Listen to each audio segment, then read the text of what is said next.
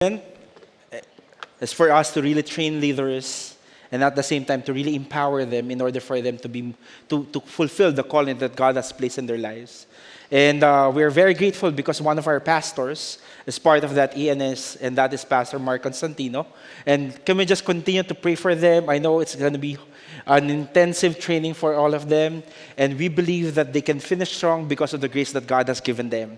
Palakpan po natin ang Panginoon for allowing us to have this kind of trainings for our pastors, missionaries, and leaders as well. Welcome everyone to our 2 p.m. service. If this is your first time, I'm Christian, I'm one of the pastors here. And we would like to say sa mga first-timer po na dumating dito, hoping that you will really enjoy the time with God here in 2 p.m. service. And at the same time, we are church. Ganito po kasi sa church, tama ba? Parang hindi kayo masaya. Ganda mo kasi sa church. And I know that somehow, medyo puyat pa tayo. And the love is not in the air anymore because nag-die down na kahit papano. We just celebrated Valentine's or Hearts Day. And as we continue our series, this is the last installment of a series, A Love Like His. What we're talking about the sacrificial love that God demonstrated on that cross. And what we really want to do and achieve is for us to really understand and have a deeper grasp kung ano po yung tinatawag po nating sacrificial love ng ginawa ng Panginoon on that cross. To the point that we will experience it and even express it to other people as well. Why? Kasi at the end of the day, lahat naman tayo gusto natin ma-experience ang pagmamahal. Pero ang tanong neto, kanino natin kinukuha ang pagmamahal na ito? That's why, on the first week, Pastor John shared that God is the source of love, and siya lang talaga, wala nang iba pa. And last week, I shared to everyone yung tinatawag nating how are we going to live the perfect love of God, and that is for us to make sure that we are abiding in Christ alone. And for today, ang pag-uusapan po natin, it's all about how are we going to respond to God's perfect love. It's all about responding to God's perfect love. Can I ask everyone to stand up and open your Bibles in 1 John chapter 4, verses 19 to 21. If you're coming here, if you for the past how many weeks you have come here already, I hope that meron na po kayong sariling Bible, hoping na download nyo na po yung Bible. But if this is your first time here, meron po tayong keynote presentation so that you can follow us. So 3 verses lang yung babasahin natin. It would be good for us to read together. 1 John chapter 4, verses 19 to 21. It says here, we love because He first loved us. If anyone says, I love God, and hates his brother, he is a liar. For he who does not love his brother, whom he has seen, cannot love God, whom he has not seen. And this commandment we have from Him, whoever loves God must also love his brother. Let's just pray. Lord, we just want to say thank you for the reading of your word. I pray that you will just illuminate your word. May you touch our heart to receive something from you, God, in the mighty name of Jesus. Amen and amen. You may take your seats. So like what I've shared a while ago, lahat tayo dito somehow re-celebrated in our own context yung tinatawag nating Happy Hearts Day. Okay? Sino dito nag-celebrate ka talaga ng Happy Hearts Day? Huwag ka nang mahiya. Okay lang yan. Ako nag-celebrate ako together with my kids and also my wife. So ang question is, how did you celebrate Hearts Day? Yan. Can you just grab a partner? Yung katabi mo lang. Huwag ka na punta sa Mega Mall. O, yung katabi mo lang, paano mo sinelebrate tong Hearts Day na to? I'll just give you at least 20 seconds each. Hindi masyadong mahaba. Hindi mo na kailangan i-detalye kung ano nangyari. Paano? Okay? Share. How did you celebrate Hearts Day?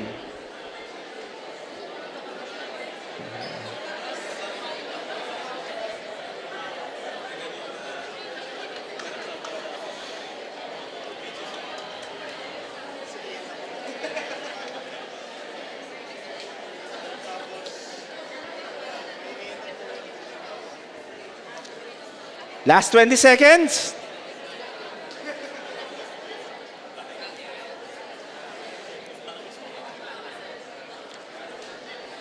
Grabe, iba kinikilig pa talaga habang kinakwento eh. I celebrate my Hearts Day with you.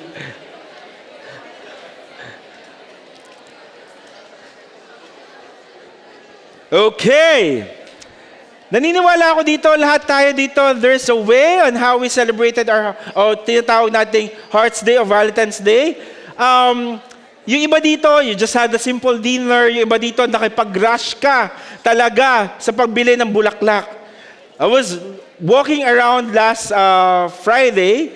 Grabe lang talaga yung kabuhayan na business talaga ng bulaklak kapag Valentine's Day. At saka mga balloons na nag-iilaw kung saan-saan. And yung iba dito, nakita ko, you spend time with your family, iba you spend time with your loved ones. Yung iba dito, hinawakan na lang yung kamay, tapos nagpasuy-suy na lang. Kasi wala siyang kasama. But in reality, the very reason why we're celebrating Hearts Day is because we really want to express our love. And at the same time, a moment for us to appreciate someone that we truly cherish. Hindi ka naman mag-spend ng certain amount of money if you don't even mean that to that person. So, hindi ka na mag-spend ng time with that person kung hindi naman siya valuable sa'yo. But if you're gonna try to look at it, grabe lang talaga yung expression natin ng pagmamahal sa ibang tao. But sometimes, the question is this the right love? Is this the right way on how we express love? If you're gonna try to look at it, beyond this, the question is, in terms of the love that you have with God, ang tanong dito, kung sa Valentine's Day na-express natin siya, napapakita natin siya, nabibigay natin siya, ngayon, ang tanong, paano tayo nagre-respond sa pagmamahal ng Panginoon? How do you respond? How can we truly respond to God's perfect love? Kung titignan natin, it's so hard to respond to God's perfect love. Why? Because at the end of the day, perfect yung love ng Panginoon eh. Pero tayo, kung titignan natin, limited talaga tayo. We don't have all the capacity, we don't have all the guts in order for us to express the love of God.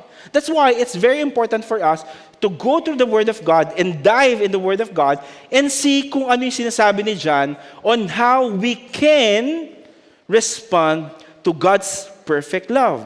Today, I'm going to share you two things. Two things that will really help us understand kung paano po tayo magre-respond doon sa perfect love na meron ang Panginoon sa bawat isa. Ang tanong dito, unang tanong po sa bawat isa, excited ba kayo sa pagmamahal ng Panginoon? Parang ang hina. Excited ba kayo sa pagmamahal ng Panginoon? Yes, the reason why we're here, because of the love of Christ. But the question is, paano ba tayo magre-respond? Two things. First thing, napakasimple po. But it's really hard to do. According to John, sabi niya dito, receive God's love. The first thing on how we will respond to God's perfect love is all about receiving His love for all of us. The Bible is telling us in 1 John chapter 4, verse 19, we love because He first loved us. John emphasizes that love does not originate, yung love na sinasabi niya, does not originate from us. Very clear to. Sabi niya, itong love na to, which is the agape kind of love, which is sacrificial, steadfast, ito ay hindi nag-originate kahit kanino man sa atin. But He was just telling to all of us, we love God because He first loved us. So meaning, yung love na na-experience mo, ito yung love na nagsimula sa Panginoon. Ganong kasimple. Pero ang hirap i-contemplate. John is telling to all of us, this is very foundational in our walk of faith. Why? Because we need to understand na mahal ka ng Panginoon. It's gonna be hard for you to understand and experience that love unless walang nagsabi sa'yo na minahal ka una ng Panginoon. You know what? The story of John, si John kasi back then, when he was young, si John yung tinatawag na John of Thunder, wherein very impulsive si John. To the point na gusto niyang sunugin yung Samaria at dahil sa pagiging impulsive niya. Kaya nga, madalas siya nagja-judge ng tao. So back then, nung wala pa si Christ sa buhay niya at hindi niya na-experience yung love, ang nangyari sa kanya, ganun katindi yung itsura niya. Pero when he experienced the love of Christ, now he is not a judger, but he is a preacher of God's love. Ganun yung transformation dahil naintindihan niya na minahal siya ng Panginoon noong una at ayun yung standard ng pagmamahal, hindi nanggagaling sa kanya. And not only that, the very heart of John, why he's saying to everybody, because he was talking to the Jews at that time, kasi binabali niya yung pagkakaintindi ng love ng bawat isa. It's not just about emotion. It's not just about the feeling that you have, but it's all about the action that you have towards other people. Kaya sinabi niya dito, you need to understand the very context na yung love na agape na sinasabi ni John ay nagmula sa Panginoon at hindi nanggaling kahit kanino. And John is also telling to everybody that even from the beginning, pinakita na ng Panginoon yung pagmamahal niya. Paano? First, in creation. Second, in salvation. Third is in adoption. Itong tatlong bagay na to, ito yung mga bagay na kailangan nating ma-remind kung gaano tayo unang minahal ng Panginoon. First one is God's love in creation. If we're gonna try to look at it in Psalm 136, verses 1 to 9, this is the creation of God. From the moment na sinulat to from verse 1 to verse 9, sinasabi niya dito yung steadfast love ng Panginoon. Meaning from the creation itself, like in verse 4, to whom He alone does great wonders, for His steadfast love endures forever. To whom? To Him who by understanding made the heavens, to Him who spread out the earth above the waters, to Him who made the great lights, the sun, the ruler of the day, and the moon and the stars, sabi niya dito, lahat to in-endure ng steadfast love ng Panginoon. So even yung katabi mo, tingnan mo yung katabi mo, that's a creation of God. Kahanga-hanga at katakot-takot. Fearfully and wonderfully made by God. Ang maganda dito, hindi niya hiniwalay. Kahanga-hanga lang o katakot-takot. Tingnan mo ulit. Hindi yan kahanga-hanga lang o katakot-takot. Sabi niya, kahanga-hanga at katakot-takot. Fearfully and wonderfully made by God. Tingin ka ulit, natakot ka ba? O namangha ka? Well, sinabi ng Panginoon dito, from the very beginning, pinakita niya na yung pagmamahal niya. Even when you look at Genesis chapter 1, after He created everything, everything was so good kasi He prepared everything for all of us.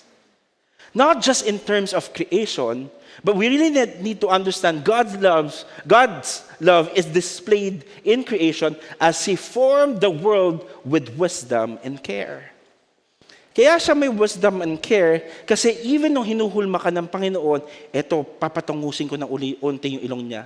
Eto, papalakihin ko yung ilong niya. Kasi very unique tayo ng Panginoon. Ganon tayo kamahal ng Panginoon. Matakot ka kung kamukha ko kayong lahat.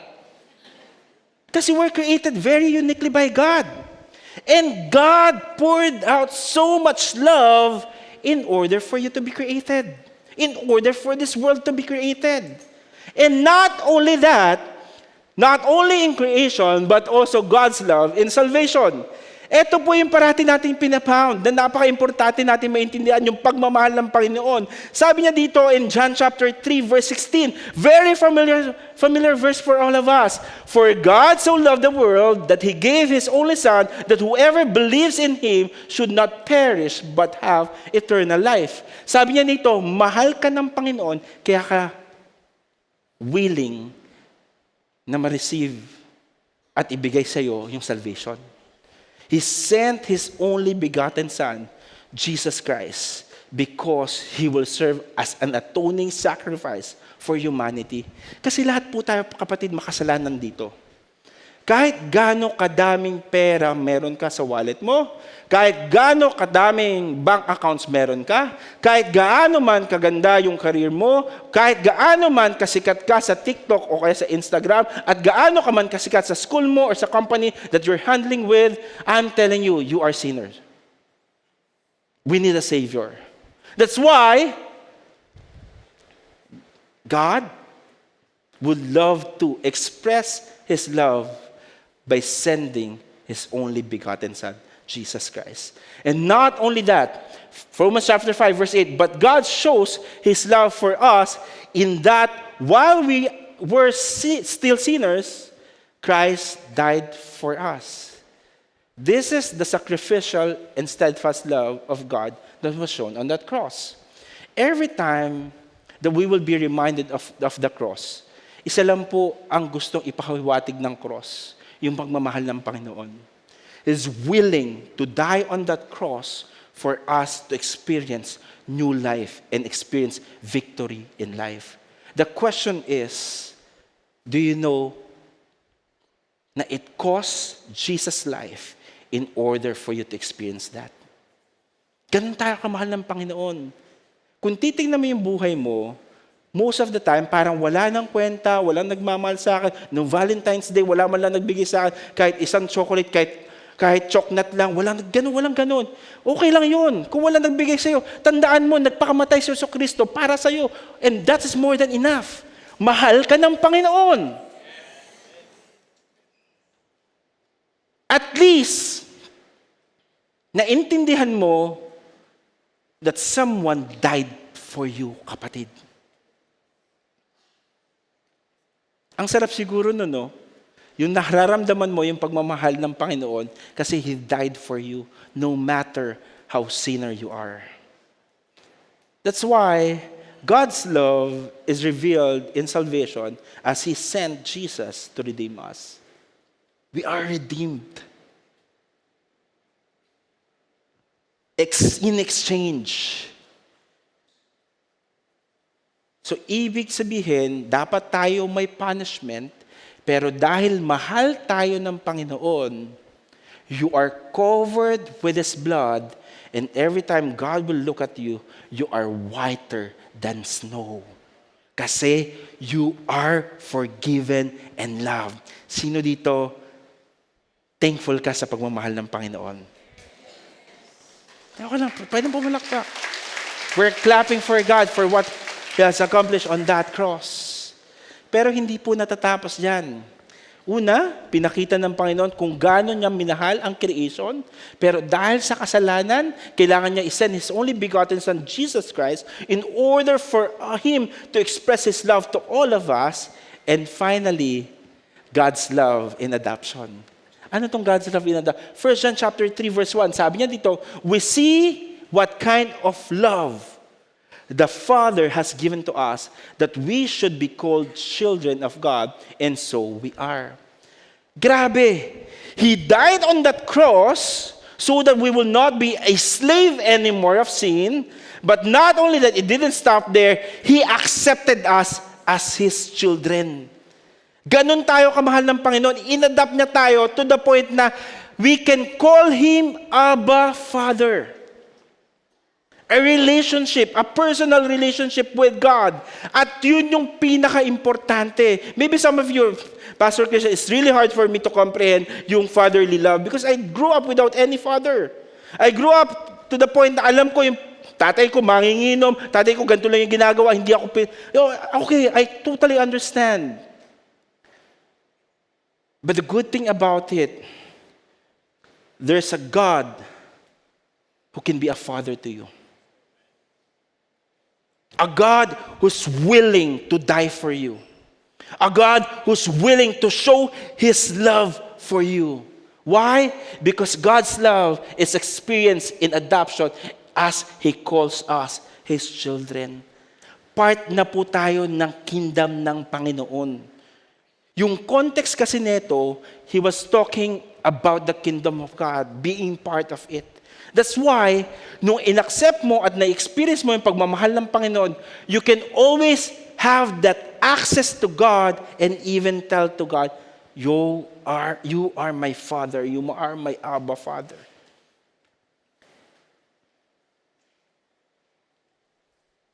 Yun po yung masarap dito.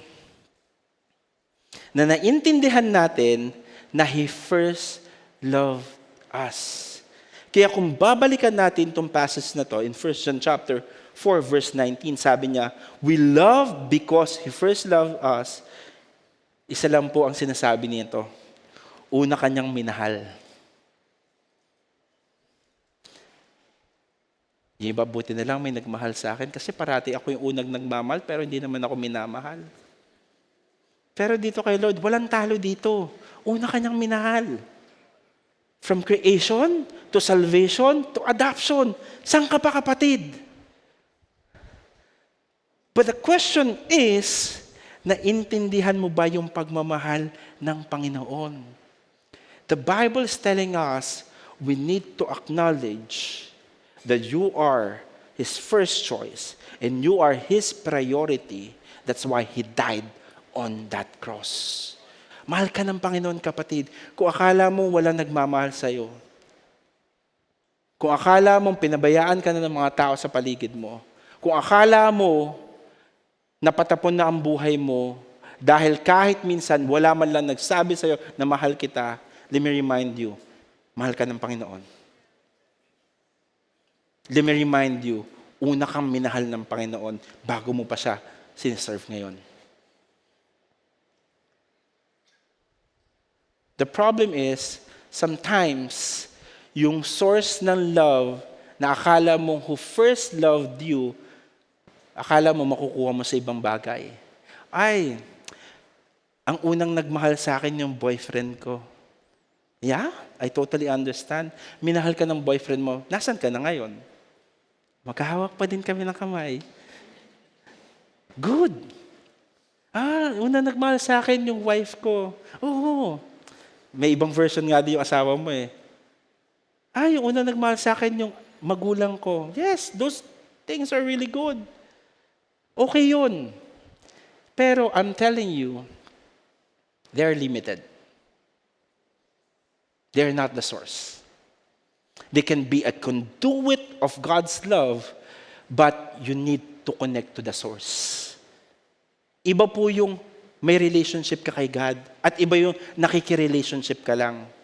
Huwag tayong third party. Masakit yun, di ba?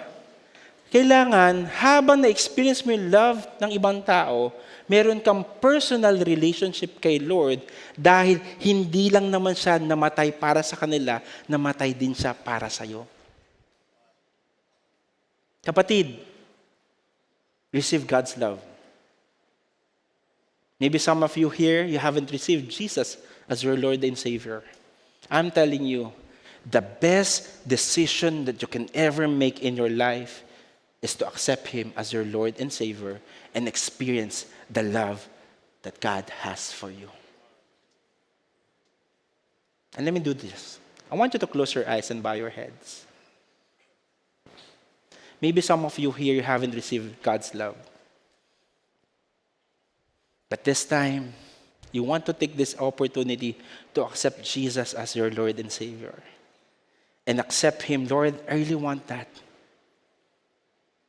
I really want to receive your love and be the Lord and Master of my life. Kung pagod ka na sa buhay mo, I'm telling you, the best decision that you can ever make today is to accept and receive the love of Christ. If that is you, no looking around, hindi ko kayo papapuntahin sa harapan. But I want you to step out in faith by raising your hand. Lord, I want to receive you. In a count of 3, just raise your hand and I'm going to pray for you. 1, 2, 3, raise your hand. God sees that hand. God sees that hand. I know there's more. Don't look around. God sees that hand. God sees that hand. Don't look around. God sees that hand. God sees that hand. For those people raising their hand, just put down your hands. And I want you to pray after me. Lord Jesus, grabe lang yung pagmamahal mo. I want to receive you as my Lord and Savior. Be my master. Be in control of my life. I'm sorry for all the things I've done in the past. And right now, I know that I am a new creation. The old has gone and the new has come. Put down your hands, open your eyes. In the mighty name of Jesus, amen and amen. Can we just give a hand to God?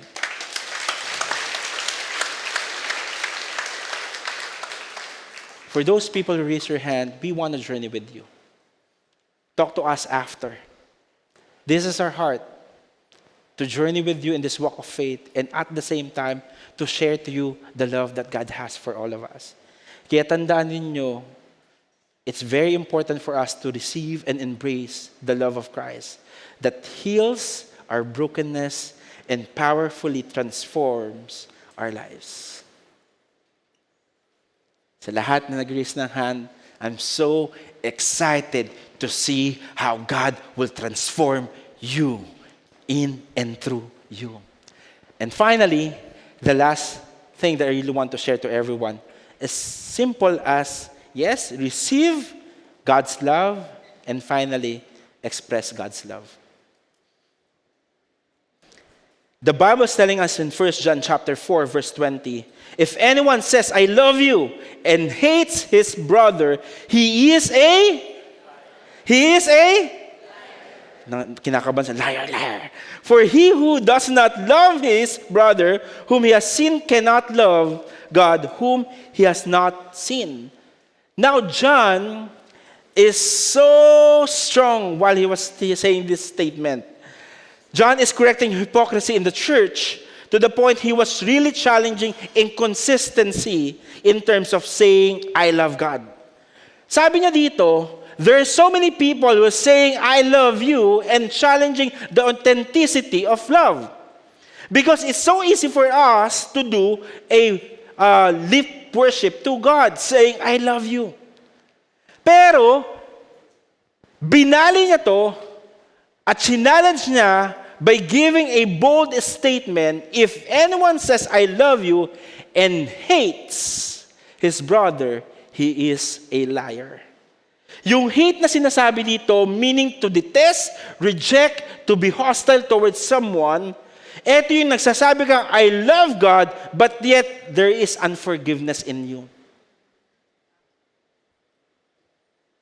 I love God, yet there's pride and division in your heart. Meaning you're still holding on and avoiding circumstances. Ayoko makita to, ay mukha siyang ewan. I love God, yet there is bitterness in you.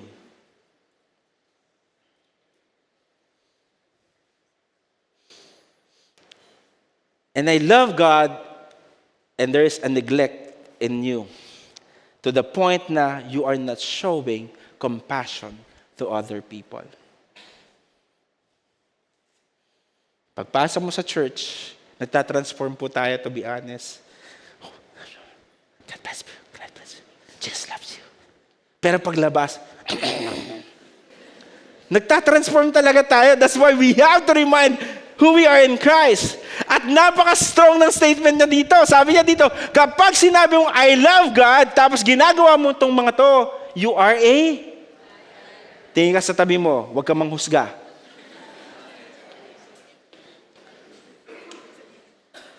Ano ba tong liar na to? A person who is false, dishonest, and deceitful. So meaning you are just pretending that you love God, but in reality, you haven't experienced and seen the love of Christ.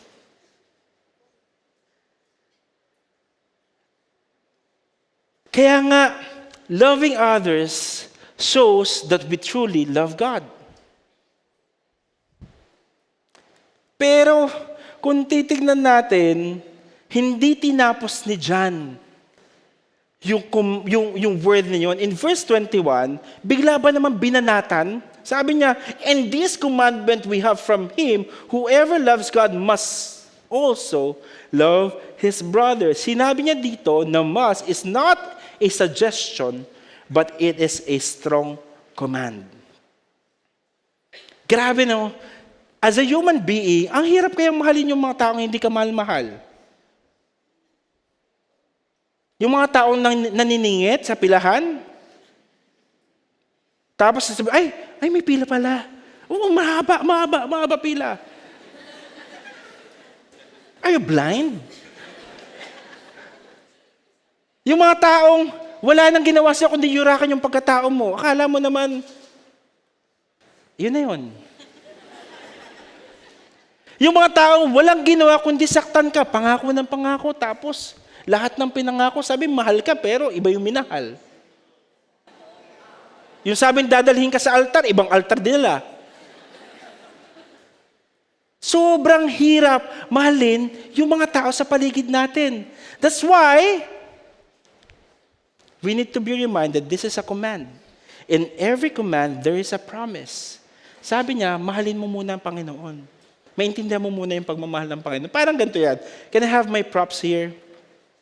Pero nga ng ating, magmamagic po tayo today. Sana gumana. So, simple lang po yan, kapatid. When I was really praying to God, Lord, paano ba natin to explain itong pagmamahal ng Panginoon? Yung pagmamahal ng Panginoon, isipin mo, ikaw to. Di ba? At least may ulo ka. Okay. Normally, what we do is this one. In terms of the love of Christ, we get and ask for love. It could be your career. Ang ginagawa mo, puma-plug in ka, kapatid. Pag nag-plug in ka, walang nangyayari sa'yo. It's gonna be hard. O kaya magpa-plug in ka sa boyfriend mo, walang spark. Magpa-plug in ka sa anak mo, wala rin pangyayari. Magpa-plug in ka sa asawan mo, wala pa rin nangyayari. Why? Because you are defining love na nakadepende sa sitwasyon, sa tao, sa paligid mo. And the call of God, as a person, you have to love other people. Mahirap magmahal kapag hindi ka nakakonect sa source. Dahil ang goal ng lampshade ay magbigay ng ilaw, liwanag. So meaning, ang goal din ni Lord sa atin is not just for us to contain that love, but to express that light to other people. But the thing is, you are connecting to different sources. Sausaw ka ng sausaw. Kahit anong yun, hindi ka makukuryente dyan.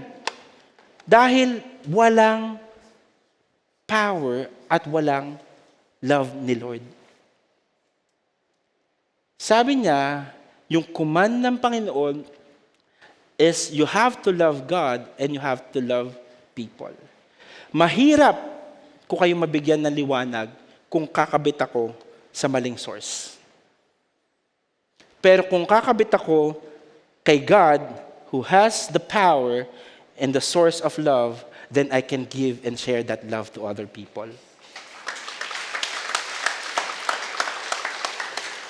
Pwede na po kayo mag-mine. Try to imagine, if we will just connect to the source, you can express that love to other people. But the thing is, saan po ba tayo nakakonect ngayon? Nakakapagbigay po ba tayo ng source of light to other people so that they will understand the love of Christ? Or are we trying our best effort, trying to connect to our career, to those people around us, to our situation, to the money that we have, but at the end of the day, there will be no source. There will be no power. But my reminder to everyone, pagod na si Fitz, is to connect to the source so that you can be a light and express the love of Christ. I don't know about you. Gusto ko na lampshade na umiilaw. At gusto kong buhay yung nagbibigay ng ilaw sa ibang tao dahil nakakonect ako sa Panginoon. Tingin ka sa tabi mo. Sabihin mo sa Kanya, kumonek ka sa source at wag sa iba. And the very reason why we need to connect to the source is because There's so many people doesn't want to experience and receive the love of Christ. Pero, kapag nakakonect ka sa source, ang masaya dito, no matter what reasons they have, that they really don't want to receive Christ, eto yung mga taong still living in sin and shame, na parating sinasabi, hindi ako karapat-dapat sa kanyang pag-ibig.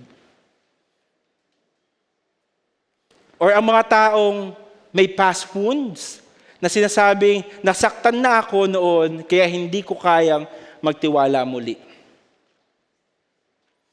O yung mga taong may pride and self-sufficiency, hindi ko kailangan ng pag-ibig ng Diyos, kayang-kaya kong magmahal sa sarili kong paraan. O yung mga taong ignorant, which is, sabi, hindi ko alam kung sino ang Diyos.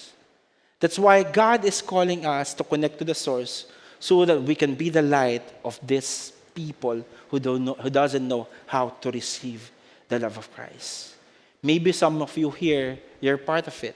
You're still living in sin and shame.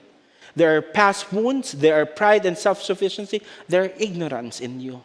That's why it's so hard for you to accept the love of Christ. But I'm telling you, if John was able to experience the love of Christ, a judger to a preacher of God's love, I really believe you can experience that too as well. Kaya, kapatid, paglabas ng service na to, when we go out there, my prayer is that you will still connect to the source and let God's love shine and be expressed through us so others can experience the real transforming love of Christ. Connect ka sa source, kapatid. Kasi kung hindi ka connect sa source, hindi mo magagawa to. Mahirap mahalin ang mga taong di ka mahal-mahal. Pero dahil connected ka sa source, God will remind you na hindi ka rin kamahal-mahal, pero minahal kita. And as I end, the good thing about John, in John chapter 13, verse 34 to 35, sabi niya dito, para magawa natin itong pagmamahal na to, a new commandment I gave to you, that you love one another. Mahalin daw ba natin isa't isa? Just as I have loved you, you also are to love one another. By this, all people will know that you are my disciples if you have loved one another. The way daw po nating paano mamahalin ang ibang tao kung paano ka minahal ng Panginoon. As long as you are connected sa source. Tuloy-tuloy ang pagmamahal ng Panginoon at yung pagmamahal ng Panginoon ang mag-overflow para mahalin mo ang iba. And this is what we're going to do. I want you to arrange your chair. Hanap kayo, group of 3 lang. 3 lang, rearrange your chair. Hindi pa po tayo tapos. Mahaba pa yung time natin. Rearrange your chair. Group of 3. A group of 3. Yan, sige. Yan. Nila. Hanap kayo. 3 in a group. Ikot lang kayo. 3 in a group. Yan, sige, just rearrange your chair.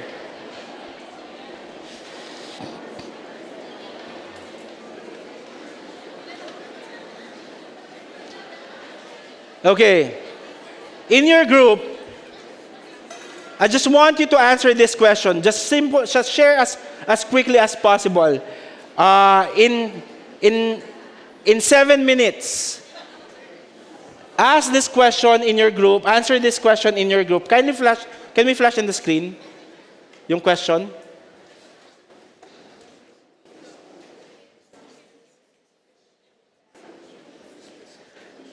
Who can you specifically show God's love in your family, workplace, neighbor, or school? How will you do it this week? Sino yung mga taong pwede mong sharean ng pagmamahal ng Panginoon this week? At paano mo ito gagawin? So, Lord, guide us. Sino ba itong mga taong to? And give us wisdom on how we will do it. I want you to share in your group. We'll give you at least 7 minutes to do that. Thank you.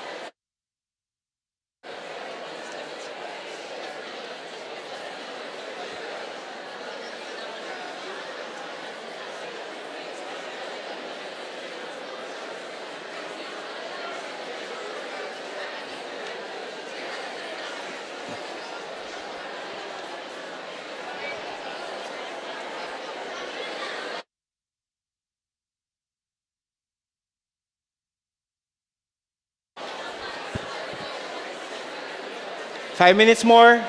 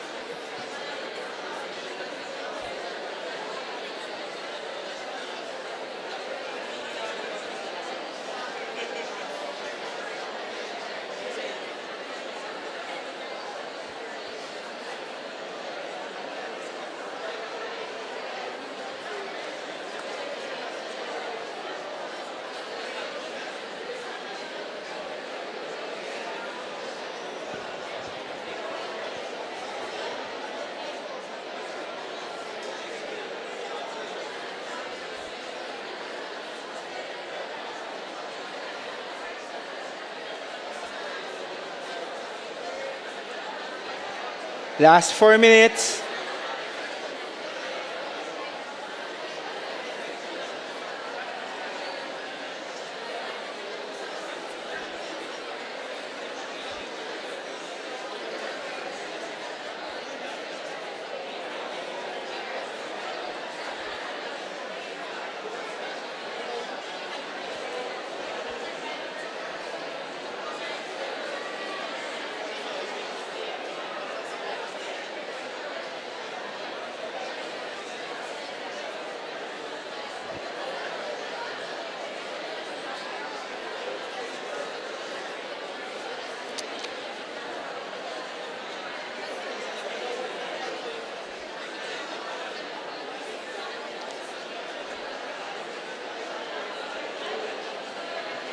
Last 3 minutes.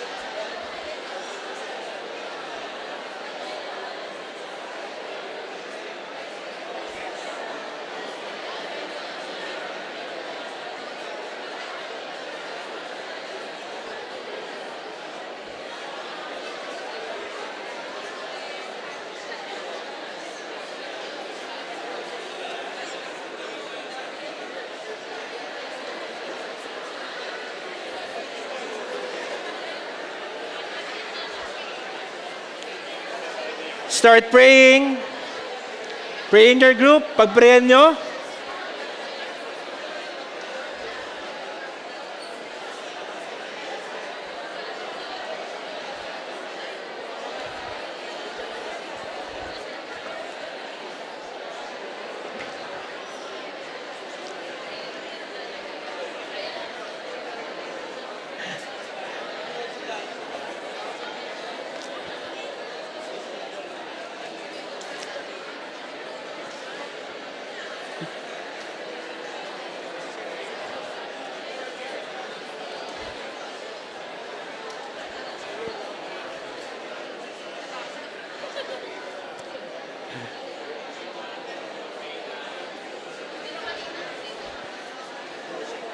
If you're done, I want you to stand up. If tapos na kayo sa grupo nyo, kindly stand up.